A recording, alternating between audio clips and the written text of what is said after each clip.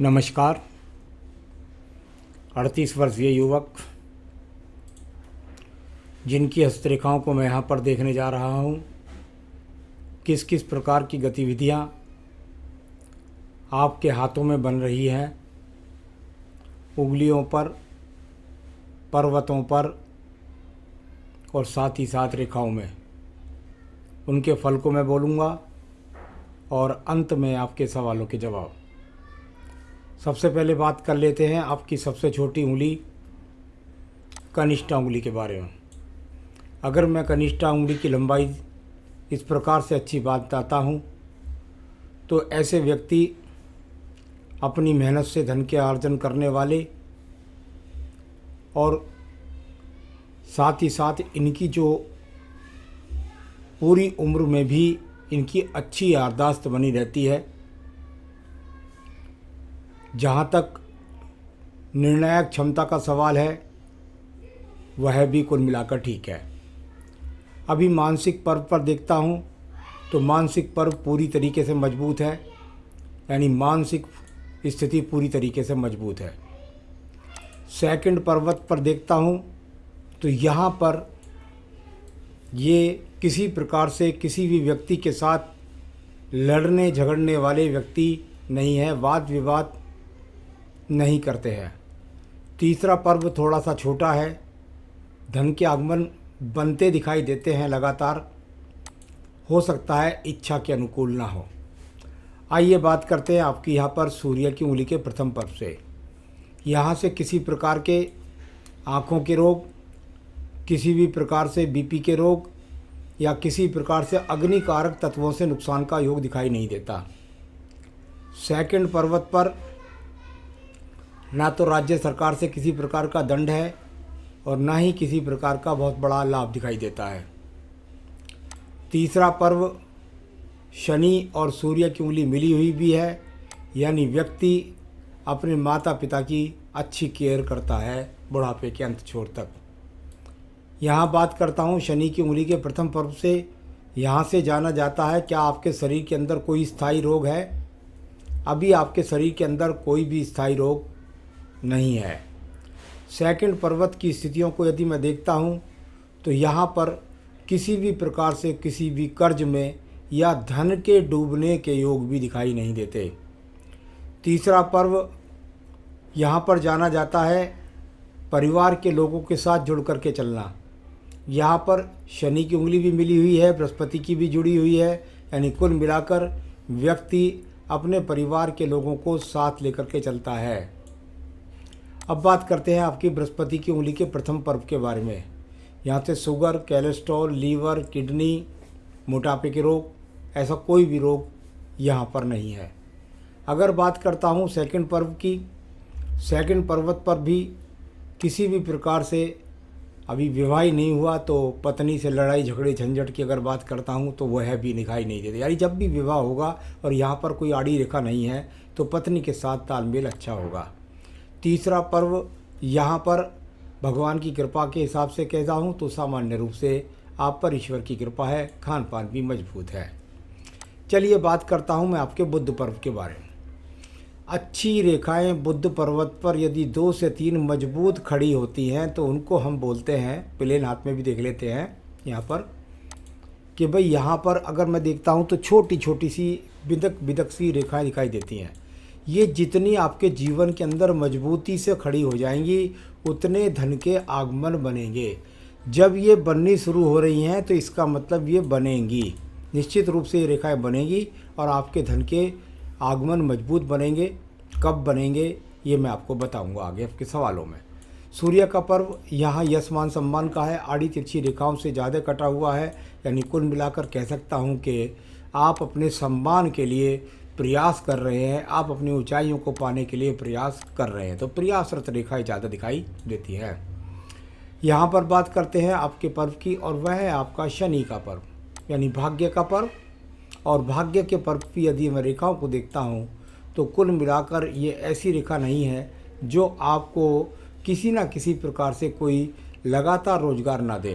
यानी व्यक्ति अगर थोड़ा सा प्रयास करे तो उसको लगातार प्रयास के साथ में रोजगार मिलता रहेगा।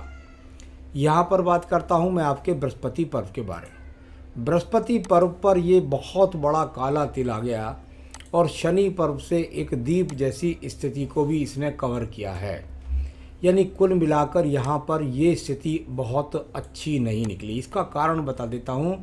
जब जब बृहस्पति पर्व पर कोई काला तिल होता है तो इसका मतलब कई चीज़ों से जाना जाता है। नंबर 1, संतान सुख मिले तो देर से मिले, पत्नी सुख मिले तो देर से मिले, कई बार नहीं भी मिलता देखा गया है।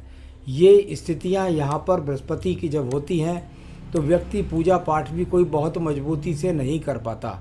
कुल मिलाकर के यदि मैं यहाँ पर कहूँ तो ये अपने आप में धन, संतान सुख और साथ ही साथ आपके जीवन के अंदर पत्नी सुख, तीनों सुखों के लिए ये अच्छा काला तिल और इसका दीप का बनना यहाँ पर अशुभ माना जाता है। कुछ पूजा पाठ बताऊँगा, करेंगे तो ज़रूर निश्चित रूप से आप इन चीज़ों से निकल पाएंगे। हृदय रेखा की बात कर लेते हैं।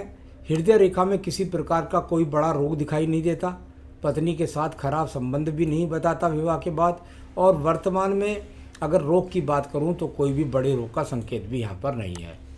अंगूठे का प्रथम पर्व है।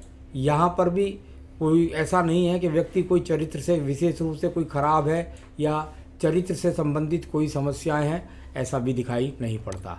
सेकंड पर्वत पर तर्क शक्ति की रेखाएं हैं। व्यक्ति तर्क कर लेता है, बहस कर लेता है। अब बात करते हैं हम यहाँ पर आपके निम्न मंगल पर्व के बारे में। निम्न मंगल पर्व कर्म रूपी पर्व है और कर्म रूपी पर्व से निकल कर के रेखाएं आगे तक जाती हुई कभी बुद्धि रेखा को काटती है, कभी भाग्य रेखा को काटती है, कभी आयु रेखा को काटती है। यानी कुल मिलाकर व्यक्ति आंदोलन कर रहा है, प्रयास कर रहा है अपनी आप को स्थापित करने के लिए।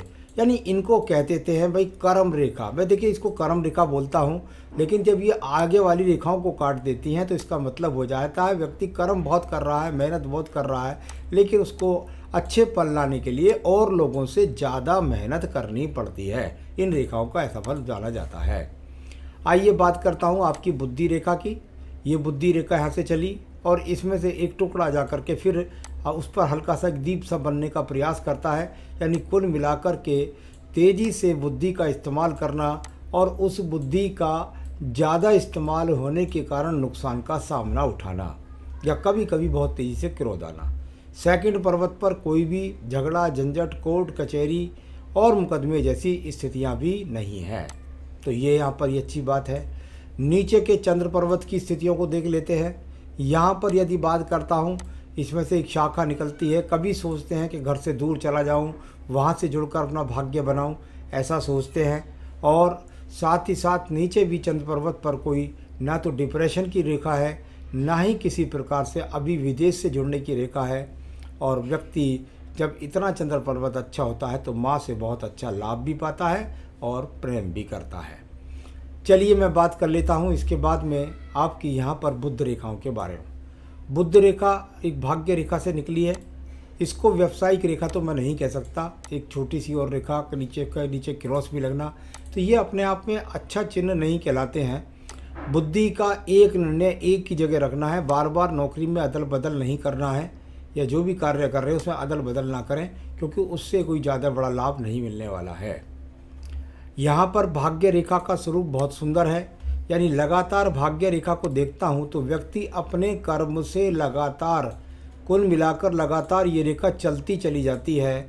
यानी व्यक्ति ऐसा नहीं है कि कोई ज़्यादा दूर स्वप्न देखता हो, काम करता रहता है और अपने काम से अपने भाग्य को या अपने जीवन के जो संचालन करने के लिए धन है उसको लगातार बनाता रहता है। तो इस तरह की स्थितियाँ यहाँ पर अभी मुझे दिखाई पड़ रही है।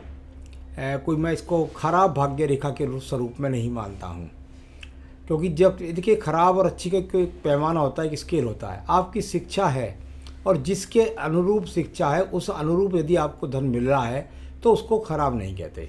तो कभी कभी बहुत सारे आदमी ऐसे होते हैं जो पढ़े लिखे न होने के कारण, आपसे कम पढ़े होने के बाद भी उनका भाग्य उनका साथ ज़्यादा दे देता है, तो उन्नति ज़्यादा कर जाए, लेकिन आपके हिसाब से ये ठीक है।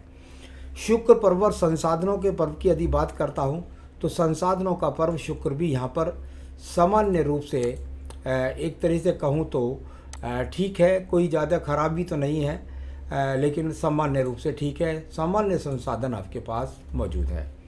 आयु रेखा की बात करता हूँ तो मणिबंध के अंदर तक घुसने का प्रयास करती हैं आपकी रेखाएं, थोड़ा सा आगे जाकर टेढ़ी मेढ़ी रेखाएं, अभी उनके बारे में ज़्यादा बोलना ठीक नहीं है, लेकिन ये अपने आप में वो रेखाएं हैं जो बताती हैं आपकी उम्र 77-78 वर्ष।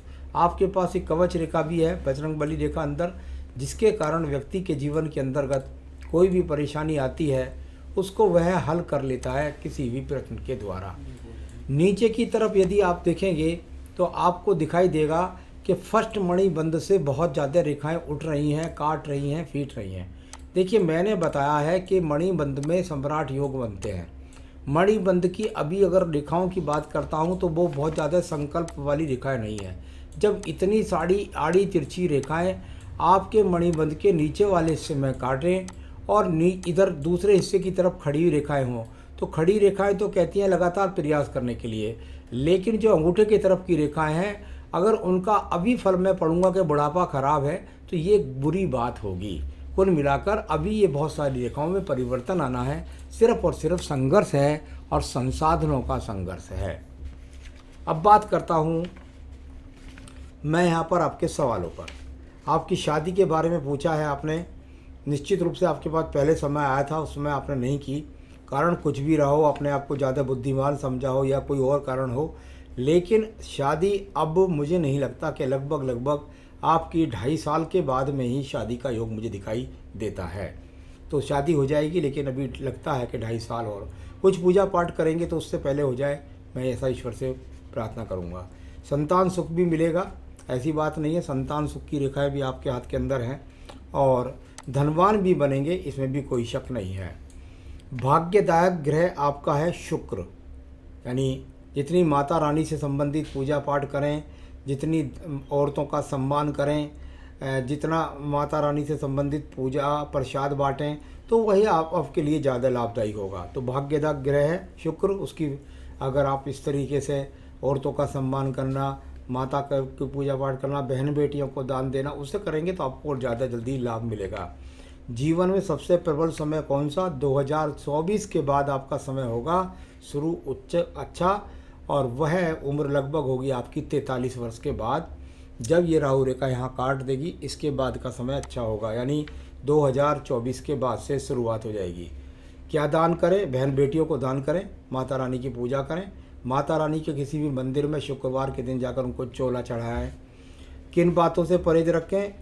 बुद्धि की ज़्यादा प्रवीणता, अपनी होशियारी या आपके कारण या ज़्यादा अपने आप को बुद्धि के सही निर्णय आपको लेने हैं, तो इसलिए आप ध्यान रखें कि इन बात का परहेज रखें, ज़्यादा होशियार अपने आप को बनने का प्रयास ना करें। जैसे देशकाल पात्र चलता है उसके अनुसार चलें। धन योग कैसे जगाएं, इसके लिए पूजा बता रहा हूँ, और आपका भविष्य बन जाए, पूजा पाठ आपके जीवन में विवाह कारक, धन संग्रह सब चीज़ हो जाए, इसके लिए क्या पूजा है आपकी? संकट नाशन गणेश स्रोत का पाठ रोज करना है। संकट नाशन गणेश स्रोत का रोज पाठ करना है। आदित्य हृदय स्रोत साथ में पढ़ना है। तो 2 पूजा तो ये करनी है, संकट नाशन, आदित्य हृदय स्रोत। साथ ही साथ आपको 2 रत्न पहनने ही होंगे यदि आप चाहते हैं विवाह करना और साथ ही साथ अपने जीवन में धन प्राप्त करना। एक तो पहनना होगा आपको फायर ओपल, और दूसरा पहनना है आपको यहाँ पन्ना। यदि आप चाहें तो दोनों रत्न मुझसे मंगा सकते हैं, मैं आपके स्थान तक पहुँचाता हूँ। ओपल पहनेंगे विवाह होगा, संतान होगी, प्रमोशन होगा। अगर पन्ना पहनेंगे तो बुद्धि की तीव्रता बढ़ेगी, तरक्की मिलेगी, धन के आगमन बढ़ेंगे। तो ये दोनों रत्न आपको पहनने हैं। बस ये सब पूजा कर लीजिए, आप जीवन में सफल हों, यही मेरी शुभकामनाएं। नमस्कार।